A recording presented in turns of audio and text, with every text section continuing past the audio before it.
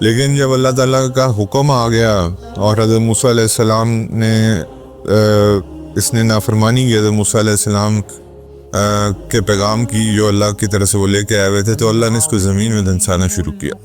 اللہ نے زمین کو حکم دیا اس کو اندر کھینچتے جاؤ کھینچتے جاؤ کھینچتے جاؤ. موسیٰ علیہ السلام دعا کرتے رہے، اور زور سے کھینچے اور زور سے کھینچے، تو زمین اور زور سے کھینچ رہی تھی اس کو اندر، حتیٰ کہ وہ پورا کا پورا زمین کے اندر چلا گیا.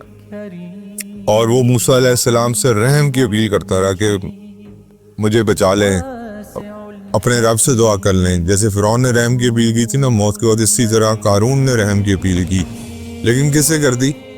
موسیٰ علیہ السلام سے.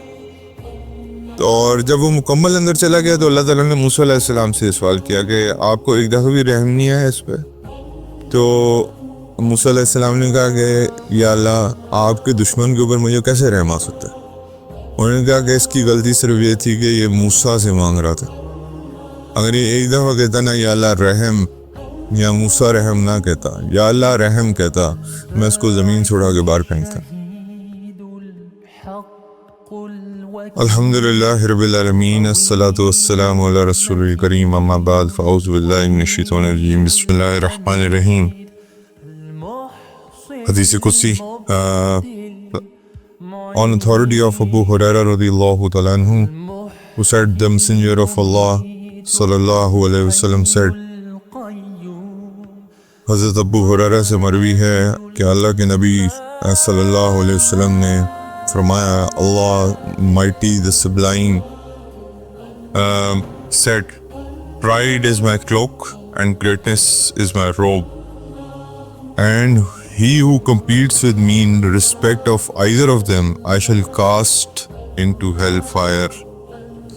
It was related by Abu Dawud, also Ibn Majah and Ahmad with sound chains of authority. The hadith also appears in Muslim in another version. Basically اللہ رب العزت فرما رہے ہیں کہ اللہ says pride is my cloak. Pride کیا چیز ہوتی ہے؟ کبر، تکبر.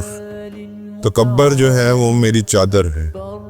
اللہ رب العزت فرماتے ہیں تکبر میری چادر، اور گریٹنس از مائی روب، یعنی کہ بڑائی میری، کبریائی یعنی کہ بڑائی کبریائی جو بھی آپ لفظ استعمال کرنا چاہیں، وہ میری روب کا مطلب ہوتا ہے کہ جو ایک آپ بیسیکلی اوپر پہنتے ہیں نا چوگا ٹائپ، وہ میرا وہ ہے. یعنی کہ دونوں چیزیں اللہ کے لیے، اللہ تعالیٰ اپنے آپ کو اس سے تشبیہ دے رہے ہیں ان چیزوں کے ساتھ کہ تکبر میری چادر ہے. یعنی کہ چادر بیسیکلی کون اڑتا ہے؟ آپ کو پتہ ہے کہ وہ عزت کے لیے اڑی جاتی ہے. اور روب جو ہے، جو میں ایک میرا جو، حالانکہ اللہ تعالیٰ ان چیزوں سے مبر رہا ہے، اللہ تعالیٰ ایسی چیزیں مطلب صرف مثال دینے کے لیے سمجھاتے ہیں. تو یہ میرے ایک طرح سے میرا چوگا ہے. جس نے میرے ساتھ اس میں کمپیٹ کیا، یعنی کہ کسی نے اگر بھی جرت کی میرے ساتھ ان دونوں چیزوں میں مقابلہ کرنے کی، both of them he will be cast into hellfire، اس کو میں دوزخ اور جہنم میں پھینک دوں گا. اس کے اندر جو محدثین لکھتے ہیں وہ یہ ہے کہ اللہ کو تکبر سوٹ کرتا ہے. تکبر جو ہے وہ صرف اللہ کی ذات کے اوپر ہے.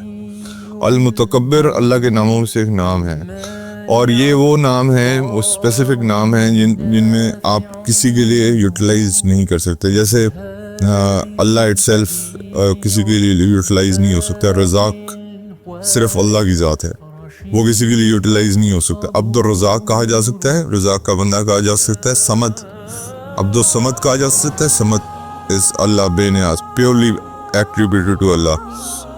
ہاں رحمان ہے، رحیم ہے، یہ ایسی ایٹریبیوشن ہیں جو لوگوں کے اندر بھی موجود ہوتی ہیں، اللہ تعالیٰ نے دیا ہوا ہے. لیکن پھر بھی ان کے ناموں کے ساتھ عبد لگانا چاہیے.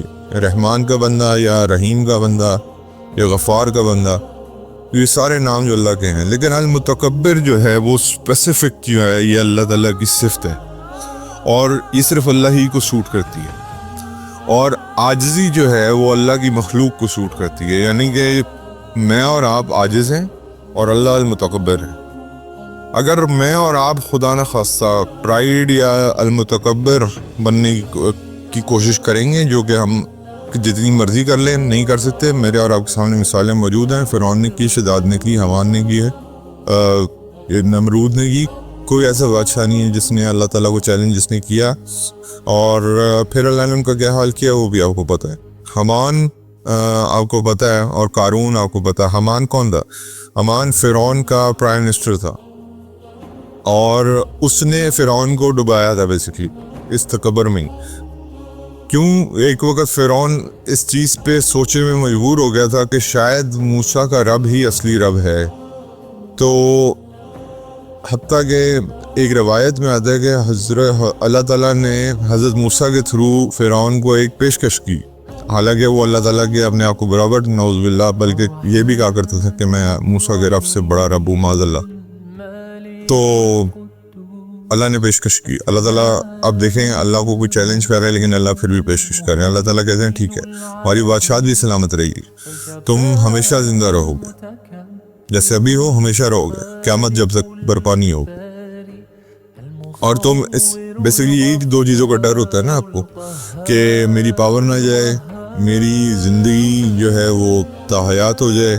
انسان کو یہی چیزیں چاہیے ہوتی ہیں بظاہر. تو اللہ نے یہ آفر بھی کر دی اس کو، فرعون کو، اور فرعون اس چیز پہ سوچنے میں مجبور ہو گیا کہ جب میری بادشاہت بھی نہیں جا رہی اور جب میری زندگی بھی لامحدود ہو گئی تو کیوں نہ میں اس جو آفر ہے اللہ تعالیٰ کی طرف سے اس کو میں ایکسیپٹ کر لوں. حمان نے اس کو مروایا یہاں پہ. حمان یہ جو ہوتے ہیں نا آپ کے ارد گرد کے جو لوگ ہوتے ہیں اسپیشلی جو خوش آمدی لوگ ہوتے ہیں یہ آپ کو مرواتے ہیں.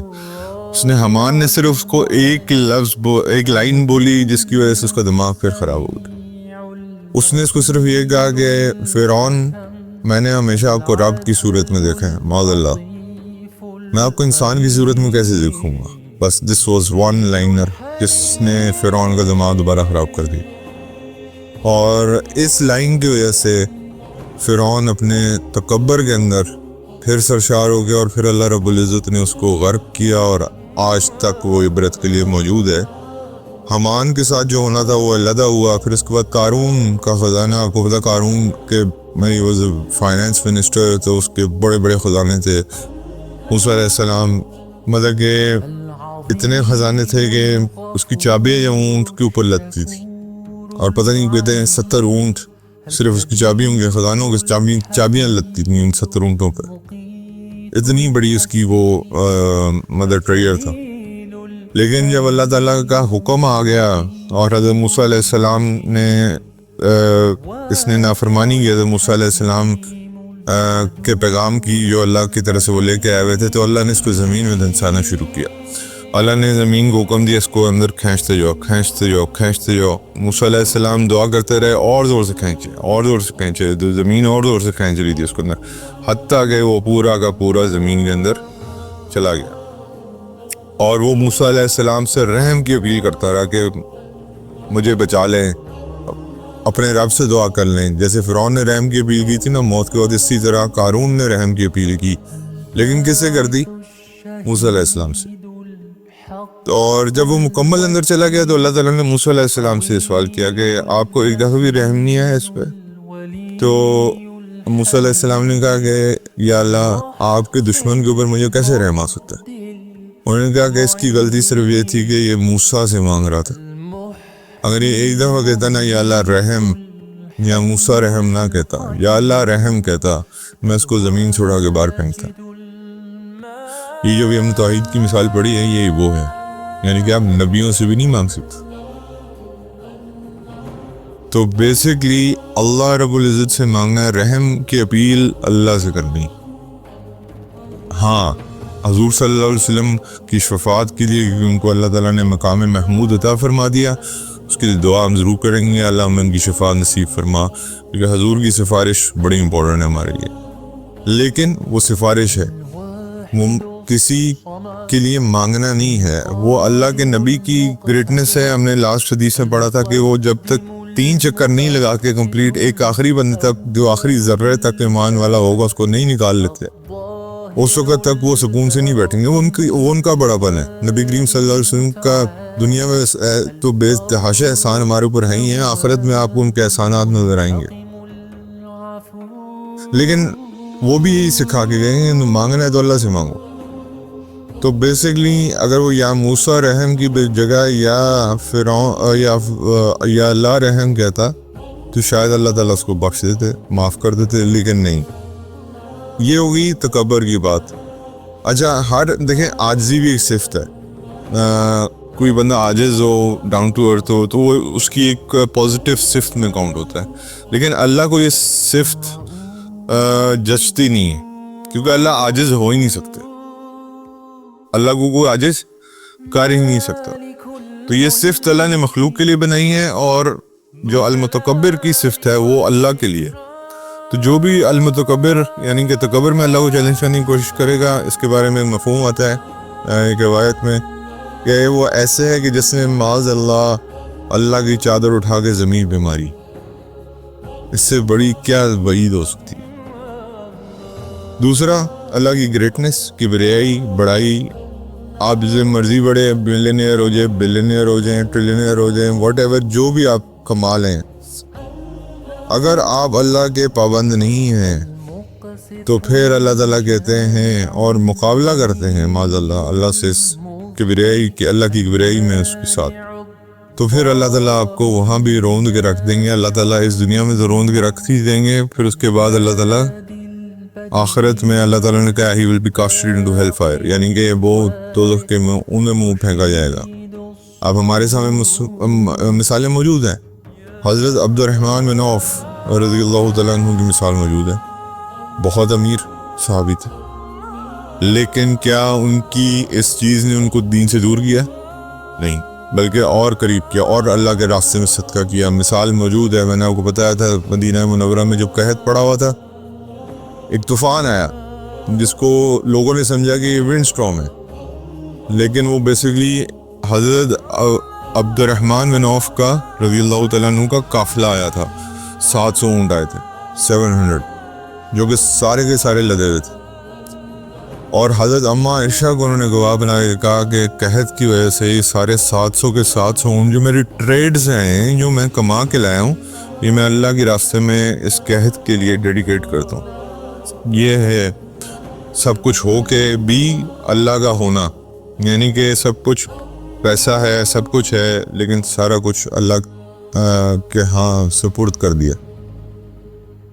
وغیرہ اگر آپ ادھر دوسرے بادشاہوں کو دیکھیں, جو کہ رومنز کو دیکھ لیں, پرشینز کو دیکھ لیں, جو آج کے بادشاہوں کو دیکھ لیں, جو یہ امریکہ کا پریزیڈنٹ دیکھ لیں, مطلب کہ he thinks he is the best. آپ اس کی باتوں میں دیکھیں آپ کو ایک تکبر نظر آئے گا, آپ اس کی باتوں میں دیکھیں آپ کو ایک کراہیت نظر آئے گی کہ یار میں ایک بڑا ونڈرفل ڈیسیژن میکر ہوں, میں سب کچھ صحیح کر دینے والا آدمی ہوں, اللہ معاف فرمائے, استغفر اللہ. اللہ چاہیں تو اس کو 2 منٹ میں پٹخ دے. کس بل بوتے پہ یہ بات کرتا ہے؟ اپنے پیسے کے بل بوتے پہ. پریزیڈنسی تو چلو اس کو مل گئی, وہ ایک علیحدہ طاقت ہے, لیکن ساتھ because he is a billionaire also, business man ہے, تو اس کا دماغ خراب ہے. تو دماغ خراب ہوگا, بادشاہ ہو یا جو مرضی ہو, کوئی چاہے آپ کے پاس حکمرانی کا تاج نہ ہو لیکن آپ کے پیسے ہوں اور آپ کا دماغ خراب ہو, پھر آپ اس دماغ خراب ہونے کی وجہ سے نعوذ باللہ اللہ کی صفات کے ساتھ کمپیٹ کریں, تو پھر اس کا ٹھکانہ صرف اور صرف جہنم ہے. اس دنیا میں بھی صرف اور صرف ذلت ہے. کتنی دیر جی لیں گے؟ 60 سال, 70 سال, 80 سال, 90 سال, 100 سال, 110 سال. 80 سال کے بعد تو ویسے آپ اس قابل ہی نہیں رہتے کہ وہ دولت آپ اپنے کو خرچ کریں. ایک بادشاہ کی کہانی میں پڑھا تھا, اتنا امیر تھا کہ وہ 7 ملک خرید سکتا تھا, 7 ملک خرید سکتا تھا, اور اس نے اپنے آپ کو سوسائڈ کر کے مارا, اور سوسائڈ کر کے مارا, امیر تھا, سوسائڈ کر کے مارا. 7 ملک خریدنے کی طاقت رکھتا تھا. نوٹ کیا لکھا اس نے کہ ایسی زندگی پہ لعنت ہو جس زندگی میں میرے پاس اتنا پیسہ ہے لیکن میرے طبیب مجھے پھل تک نہیں کھانے دیتے بیماری کی وجہ سے. تو ایسی زندگی پہ لعنت نہیں چاہیے ایسی زندگی, اپنے آپ کو خود ختم کر دے. آپ دیکھ لیں گے ابھی آپ کے سامنے ہالی ووڈ کے سٹارز ہیں, بڑے بڑے یہ جو ہیں سیلیبریٹیز ہیں, ان میں سے کتنے لوگ ڈرنک کارڈ ہو جاتے ہیں, اوور ڈوز ہو جاتے ہیں ڈرگس کے اور مر جاتے ہیں. کیا وجہ ہے اس کی؟ سب کچھ ہونے کے باوجود بھی اندر سے کھوکھلے ہیں, کچھ نہیں ہے. تو اس لیے اللہ کو جو ان معاملات میں چیلنج کرے گا وہ اس دنیا میں بھی ذلت کا سبب بنے گا, اور آخرت میں تو اس کا ٹھکانہ اللہ نے کلیئر کر دیا کہ دیٹ از ہیل فائر. تو دو یہ چیزیں جو ہیں یہ یاد رکھیے گا, میں دوبارہ آخری دفعہ ریپیٹ کر رہا ہوں, ایک المتکبر یعنی کہ تکبر کرنے والا, اور اللہ کی کبریائی کے ساتھ, ان دونوں چیزوں میں جو اللہ کے ساتھ کمپیٹ کرنے کی کوشش کرے گا معاذ اللہ, وہ دنیا میں تو ذلیل اور رسوا ہوگا ہی ہوگا, آخرت میں اس کا ٹھکانہ جہنم ہے.